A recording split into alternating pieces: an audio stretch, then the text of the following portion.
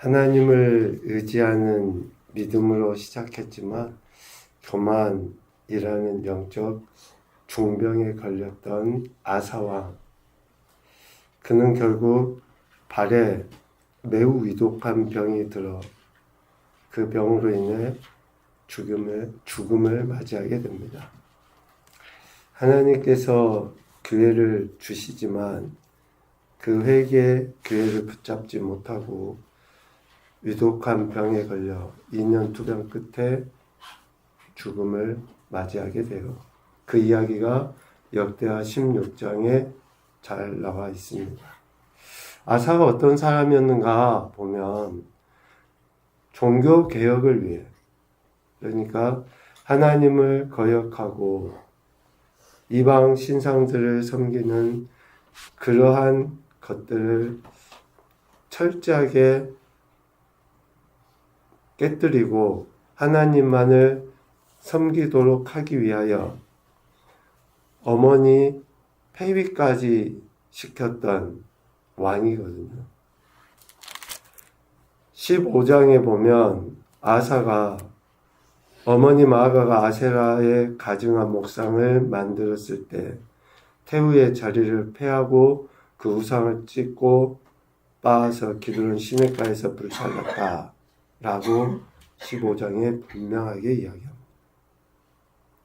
그러한 일까지 했던 아사가 노년에 교만해진가, 이것은 결국 하나님의 말씀을 듣지 않음의 결과예요. 선견자를 통해서 하나님이 경고하셨음에도 불구하고 그 이야기도 듣지 않죠. 근데 처음부터 그랬느냐?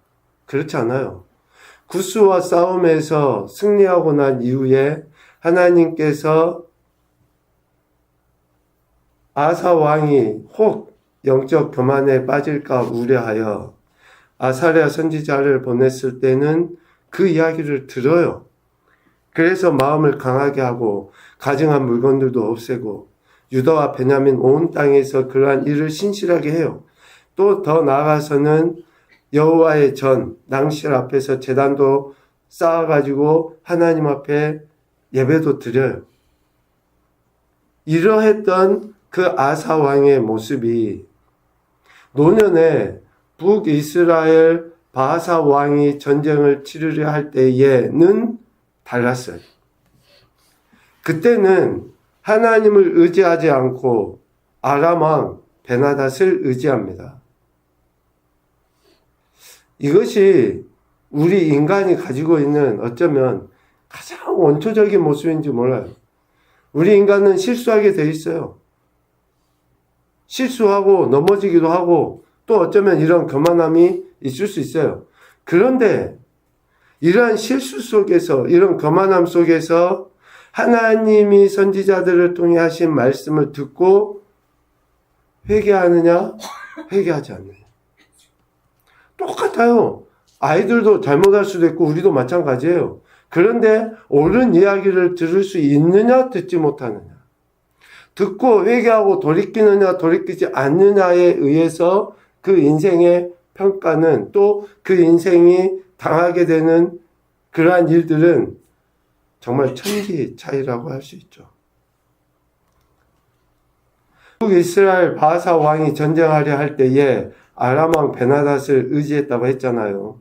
그에게 은금을 갖다 바치고 또 그의 군대를 힘입어서 바사를 물려가게 해요.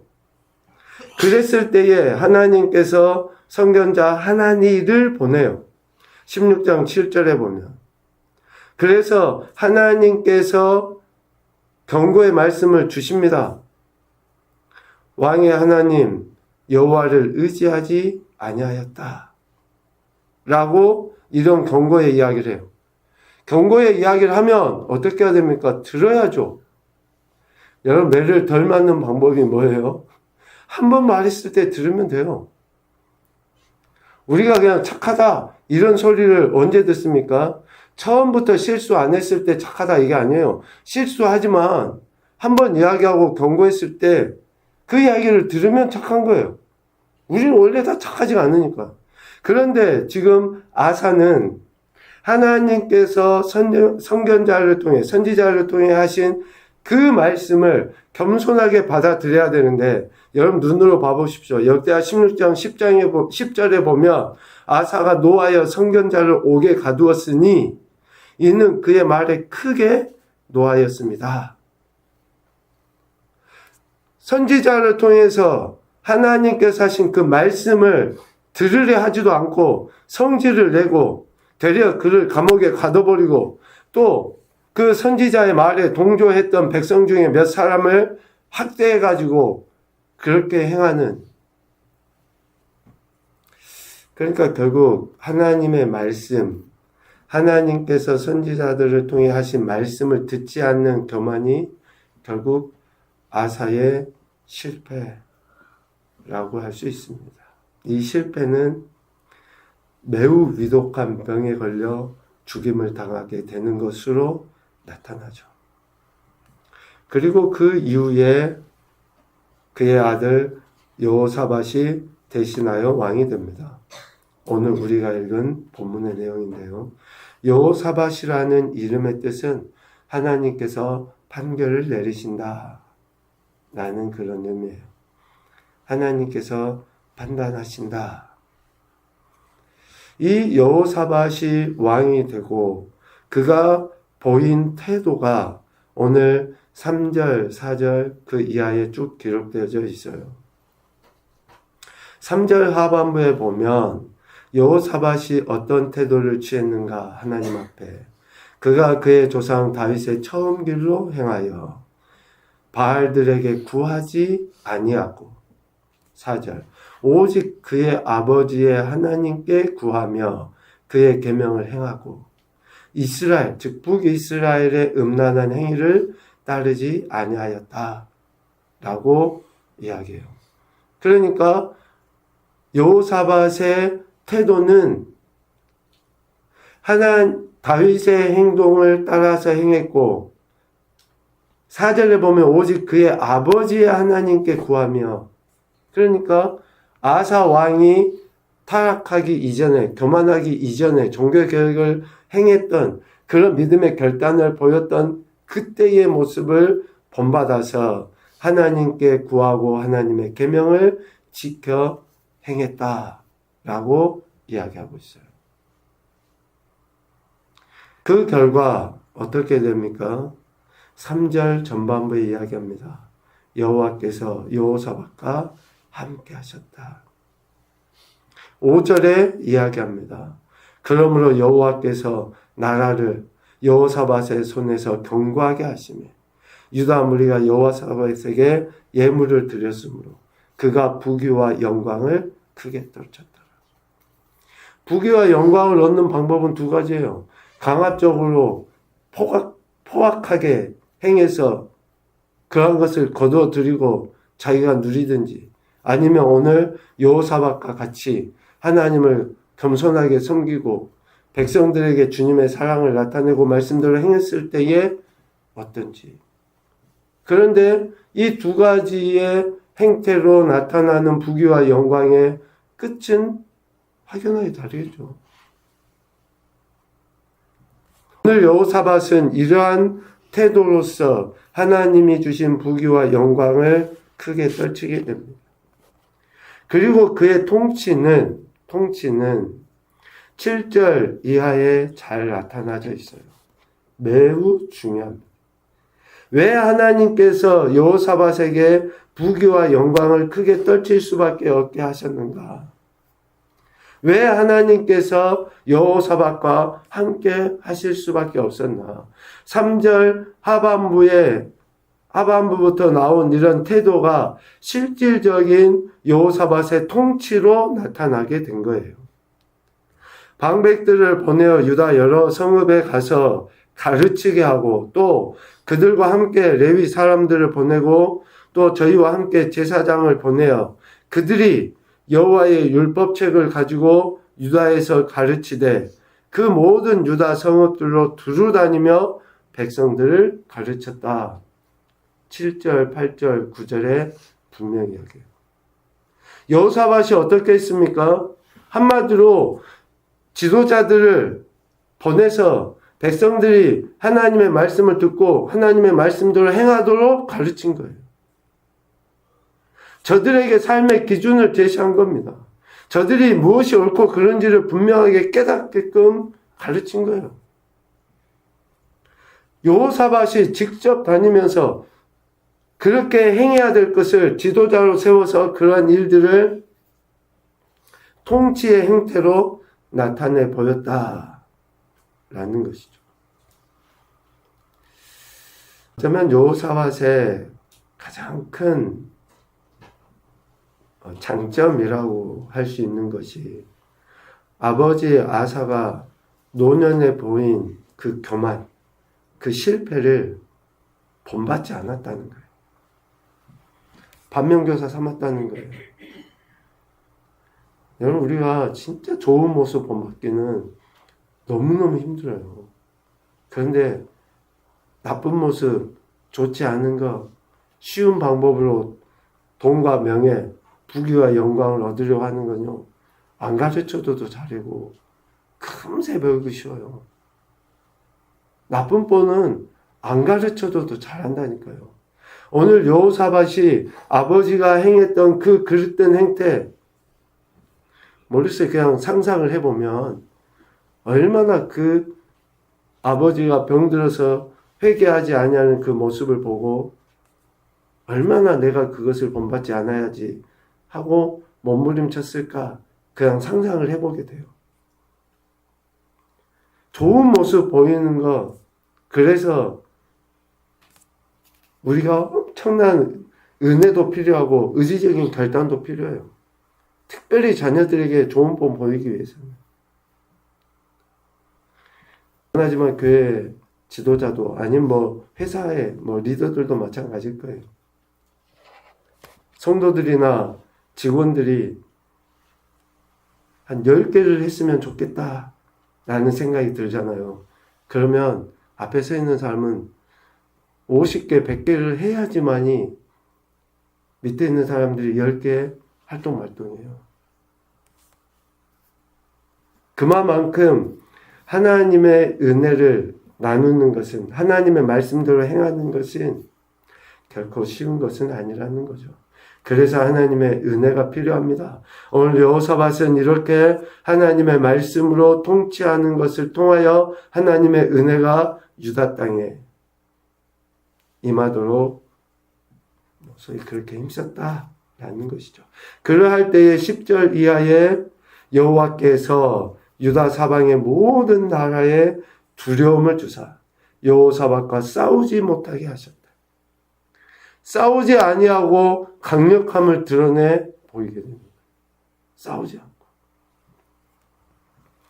여기 10절에 두려움을 주사라는 그 말의 의미는 여호사밧이 전심으로 여호와 하나님을 찾고 경외한 것에 대한 보상이에요.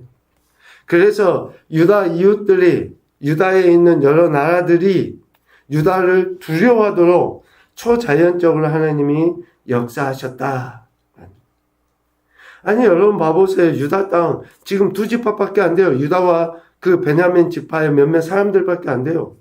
북이스라엘이 훨씬 더 강력해요. 그 주변에 있는 나라들이 훨씬 더 강력해요. 그냥 전쟁을 일으켜서 유다 침범하려면 얼마든지 이길 수 있어요. 그런데 주변 나라들이 유다에 대해서 두려움을 갖게 된 거예요.